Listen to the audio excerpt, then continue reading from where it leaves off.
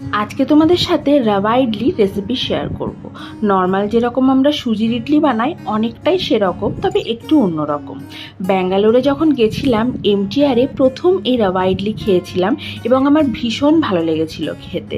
তখন ওখানে গিয়ে জানতে পারলাম যে এমটিআরই প্রথম যে রাভা ইডলি তৈরি করে, আর ওদের রাভা ইডলির স্বাদ একদম অন্যরকম, আমাদের সুজির ইডলির মতো নয়।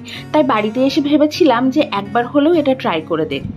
তাই আমি বাড়িতে এসে আমার মতো করে এটাকে ট্রাই করেছি এবং স্বাদ অনেকটাই ওরকম এসছে। না, এক্স্যাক্ট একদমই আসেনি, কখনো আসতে পারে না, কারণ ওদের নিজস্ব রেসিপি রয়েছে। তবে আমি চেষ্টা করেছি ওরকমভাবে বানানো, সেটার রেসিপি তোমাদের সাথে শেয়ার করছি। প্রথমেই আমি কড়াইয়ে ঘি নিয়ে নিচ্ছি। পুরো রেসিপিটাই ঘিয়ে তৈরি হবে, তেলের ব্যবহার হবে না। তারপর এর মধ্যে ফোড়নে দিয়ে দিয়েছি জিরে, সর্ষে আর হিং। কারি পাতা থাকলে অবশ্যই দেবে, আমার কাছে ছিল না তাই দিইনি। তারপর দিয়ে দিচ্ছি কুচনো কাজু বাদাম, একটু বিউলির ডাল আর একটু ছোলার ডাল। ভালো করে ভাজা হয়ে গেলে একটু লঙ্কা কুচি দিয়েও ভেজে নিয়েছি।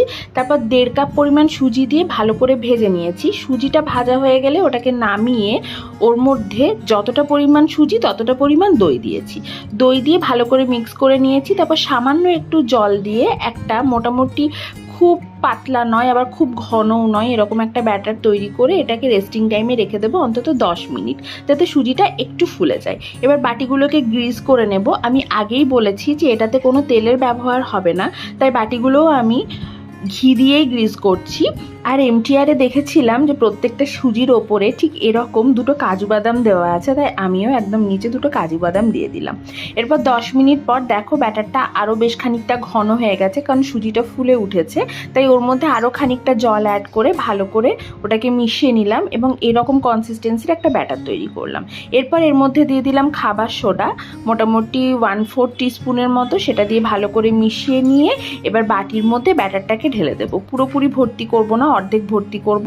তারপর এটা স্টিমে বসিয়ে দেব মোটামুটি 10 মিনিটের মতো। 10 থেকে 12 মিনিটের মধ্যেই এটা স্টিম হয়ে যায়। আমি এখানে এটাকে স্টিমে বসিয়ে দিলাম। তার আগে আমি চাটনি বানাবো বলে 2টো টমেটো সেদ্ধ বসিয়ে দিয়েছি। চাটনির রেসিপিটা যদি তোমাদের লাগে আমাকে অবশ্যই জানিও, আমি এটা শেয়ার করে দেবো। একটা খুব ইজি এবং খুব টেস্টি চাটনি বানিয়েছিলাম এটার সাথে।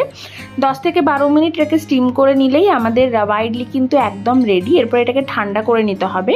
ঠান্ডা করার পর ছুরির সাহায্যে সাইডগুলো একটু কেটে নিলেই খুব সুন্দরভাবে এটা উঠে আসবে। দেখো, আর দেখেই আশা করি বুঝতে পারছো যে কতটা নরম হয়েছে। এটা খেতে দুর্দান্ত হয়েছিল। আর খাওয়ার আগে অবশ্যই এর ওপর থেকে একটু ঘি ছড়িয়ে দেবে, আর এটা গরম গরম সার্ভ করবে। আশা করি খুব ভালো লাগবে।